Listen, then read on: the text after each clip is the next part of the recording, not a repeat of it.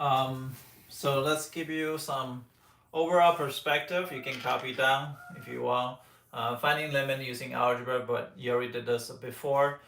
We say we can plug in the value when they x approach to, let's just say when limit x approach to 2 of x plus 3, then just plug in 2, so it'll be 2 plus 3 is equal to 5. That's pretty much done, but usually that doesn't happen. So we got to 0 over 0. So 0 over 0, you got other cases. So for example, limit x approach to 5 of x, um, x squared minus 25 over x minus 5. Then you can actually factor, and then you get x plus 5, x minus 5 over x minus 5. When limit as x approaches to 5, then this will cancel, that's equal to 10. So, and you got other cases where you got conjugate, you got combined fraction, and there are cases that we're talking about Asymptote rule. Asymptote rule is one of the things that we can learn later once we learn how to take a derivative. Then if you learn how to take a derivative, then you can use Asymptote rule as well to find the undetermined form. Again, 0 over 0 is undetermined form. But we're going to talk about, it's none of those cases today. We're going to talk about what are the one-side limits and what is one-side limits here.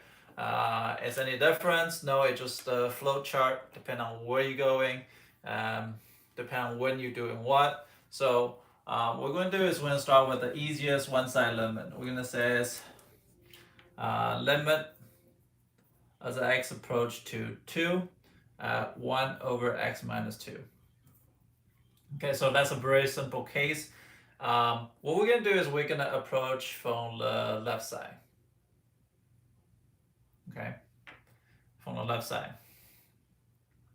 If I approach from the left side, usually I'm still plug in a number. So it'll be 1 over 2 minus 2. That's equal to 1 over 0. So in this case, we get some type of number over 0 cases. Number over 0 cases, in the one-side limit perspective, that's going to give you two possible situations. And those two possible situations is one is going to go to positive infinity, one is going to go to negative infinity. But we don't know which side is, so we actually have to do it something called analytically or numerically and to plug in. But in this case, numerically, that you only need to plug in one value. So the guideline is roughly 0.1. Long as if you use 0.1 away from 2 on the left side, then you're okay. So for example, if I said 2 to the left side, that means something less than 2. Then I will use something like 1.9. So what I'm going to do is I'm going to use here, I'm going to say, okay, let's plug in 1.9 here. And I don't need to worry about the value because I'm going to talk about why I don't need to worry about value later. If I plug in 1.9 here, then I'm going to get some type of positive number on the top, which is 1 is positive. On the bottom is 1.9 minus 2 is going to give me negative. The result should be negative. If it's negative, then I'm going to say that's going to negative infinity. Okay? So if I use the same question as say, hey, before that, why do I say 2 to the left side? Well, I can also do it on a t-chart for this. I'm going to use x and y. I'm going to use, instead of use 1.9, I'm going to use 1. So if I plug in 1, what will happen? 1 over 1 minus 2, so it'll be negative 1. If I plug in something closer, so 1.9, so then that's going to be 1 over 0.1. And 1 over 0.1 is same thing as 1 over 10, 1 over 1 over 10. And then that's equal to 10. So the result is 10. Now, what if I want to plug in something that even closer? So 1 over 0.01. You should see the pattern 1 over 100. 1 over 1 over 100 is equal to 100. And 1.999 is going to give you something like 1,000. And the closer I put into 2, then I just need to know that it's going to negative, very big number. So here's negative 10 and negative 100. negative, and negative. Okay, so then I know the value is going to go down to very negative value. So it's not worth it for me to try out different values. So I would say I would use 0.1 as a guideline. So if you say approach it 2 from the left side, then I will plug in 1.9. If I plug in 1.9, that's pretty much the result. And whatever the sign result is going to be infinity. Again, I don't need to worry about the value. I just need to worry about the sign. The sign is negative, so therefore negative infinity. I'm going to do the same thing if I approach to 1 over x minus 2 from the positive side, then I don't need to worry about what other value to plug in. I just need to worry about, okay, well, in this case it's 1 over 0. If 1 over 0 is to plug in the value, 1 over numerically, so 2.1 minus 2, that's equal to 1 over positive over positive, so it's going to be positive infinity. But if you see the drawing of the picture, that you realize that's going to be like this. So about 2, it's going to be an asymptote. It's going to be a horizontal asymptote right here. And the graph is going to go this way. And the graph is going to go this way. If I do it graphically, let's see if that makes sense. Well, if I approach 2 from the left side, that means 2 is right here. From the left side, the graph is going to go to negative infinity, which is correct. If I do 2.1 from the positive, that's why I plug in 2.1, which 2.1 here, I'm going to give it some type of a positive value. And we know that it's going to be asymptote, so it's going to be positive infinity. But due to this, because of this, right? And because of this. Therefore is upside down triangle, limit as x approach to 2 in general on x minus 2. If I just ask you the simple question like this, then you have to check from both ends, and the result are different, then you're going to put does not exist. In this case, the result are different, so you're going to say it does not exist. But if they come out positive infinity, you're going to write down positive infinity. If they both come out negative infinity, you're going to plug in negative infinity there. So sometimes it really depends on the cases. In this case, it's the most easiest one-side limits that you can find. Just plug in the value and see what happens. It's not a big deal. You don't need to plug in multiple values and see that here I've got a sign wrong. So I just want to plug in one value and really focus on the sign. So this is the first question. This can actually ask in 3 separate ways. It can ask you 2 to the left side, 2 to the positive side, and 2. But they're all these cases right here. Okay. So we're gonna erase this part. We're gonna say, hey, what other case you can have? Well, there are cases that the first time you try it is gonna be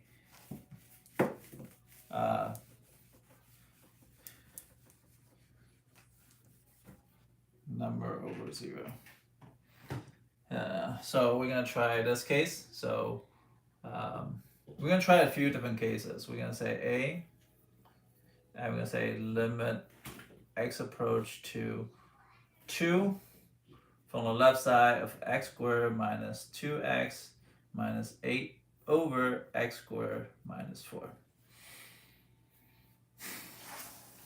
Okay, so in this case, that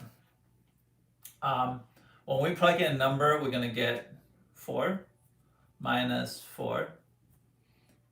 8 over 4 minus 4, which is equal to negative 8 over 0. So if it's negative 8 over 0, then we cannot really use 0 over 0. But however, like if you pay attention here, that you can simplify. I will probably simplify first before I plug in, because it's hard to plug in 1.9 squared. I don't really like that. So what I'm going to do is I'm going to try to simplify this, although we're going to do this method here, because sometimes you have sometimes number over 0 in this case. You can still do some type of math, and I will go ahead and simplify that. Limit x equal to 2 from the left side of x plus 4 and x minus 2 over x plus 2 and x minus 2. And that way, sorry, I can factor wrong. So this is a positive and this is negative. So what I'm going to do is I'm going to go ahead and cancel the factor. And we're going to talk about cancel factors equal to something called removable discontinuity on the next cases. So, but in this case, just x approach 2 from the left side of x minus 4 over x minus 2. So in this case, that is a little bit interesting because although it's number over 0, I still can simplify using algebraic way. Because much easier to plug in 1.9 here rather than here. Because 1.9 squared, that's going to get a kind of messy number. I don't like that. I like to simplify, plug in things, and because this function, technically, they are almost the same, except the location of the hole. So now, if you graph this function, they almost look exactly alike.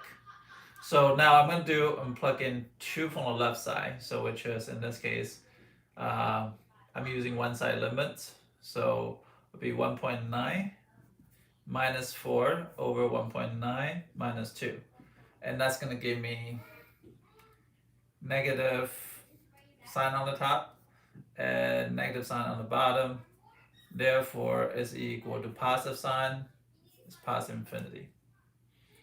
Okay. So in this case, that they say, well, reach from 2 from the left side, you get positive infinity.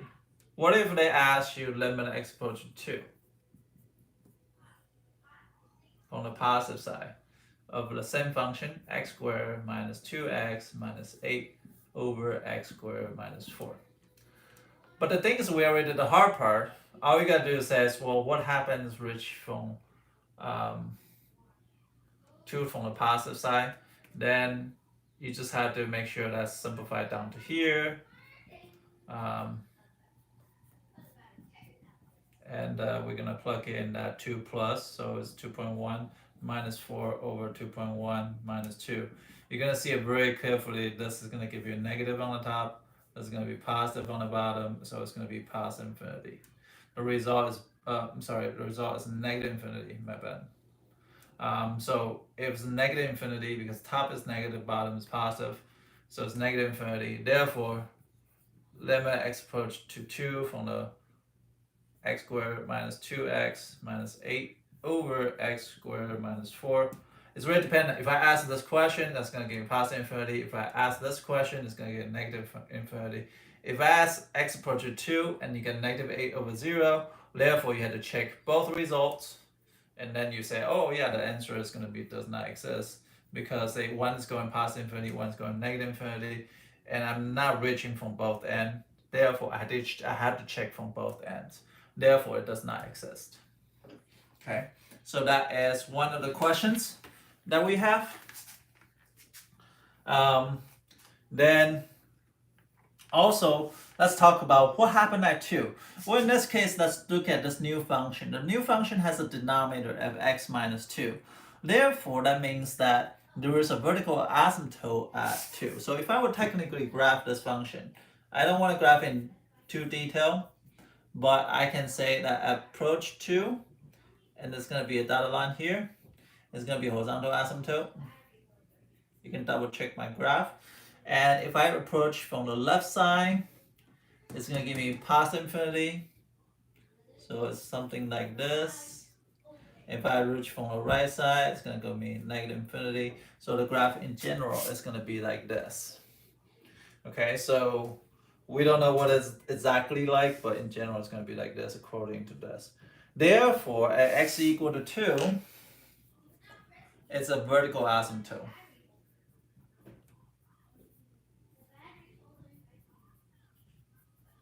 And it's also known as a non-removable, and we're going to talk about this, non-removable discontinuity. Okay, non-removable discontinuity. I cannot remove discontinuity because it doesn't matter that one side is going positive infinity, one side is going negative infinity. They are non-removable discontinuity. Okay, so we're going to talk about the next case. But what is removable discontinuity like? So we're not going to erase this graph. We're going to keep on going.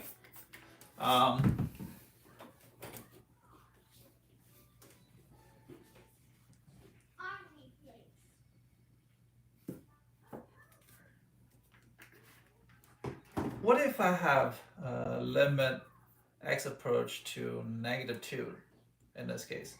X squared minus 2x minus 8, same function, x minus 2. Well, this x squared minus 4, this is one of the things that we did in the past when we're dealing with the 0 over 0. So in this case, it's going to be -2 squared minus 2 times -2 minus 8 over 4 minus 4. So therefore 0 over 0. So we know that's a perfect case of 0 over 0. And 0 over 0 is going to result with, like before, so it'll be x minus 4, x plus 2 over x minus 2, x plus 2.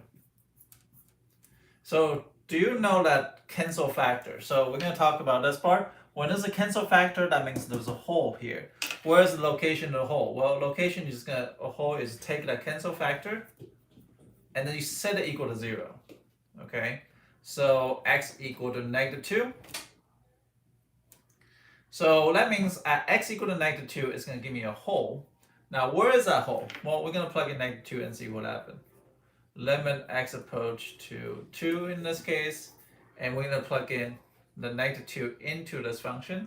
So it'll be -2 minus 4 all over -2 minus 2. So it'll be -3 over -6 over -4. So that's equal to 3 over 2.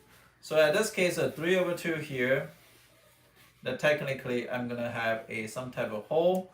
If you look at graphing calculator, it's going to look like this. Maybe I'll grab it here to show you a little bit better.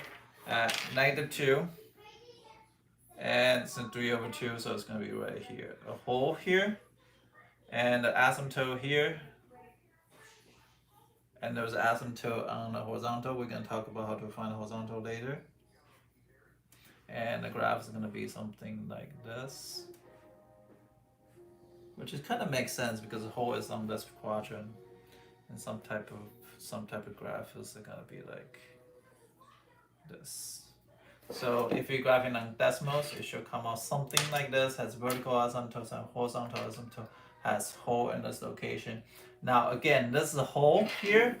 We're going to name it removable discontinuity. So we're going to name this one called removable discontinuity. So I read it sideways, hopefully you can see. This is called removable discontinuity. Now the vertical asymptote on the other aspect is called, so this is called non-removable discontinuity. Okay, so I didn't spell it all, everything, continuity.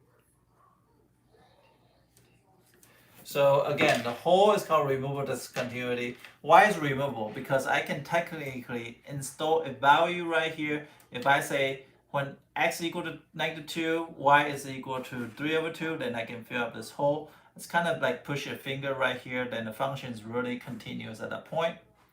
But I cannot do that for vertical asymptote because there's no way I put a finger right here, the function is going to continue from left to right or right to left.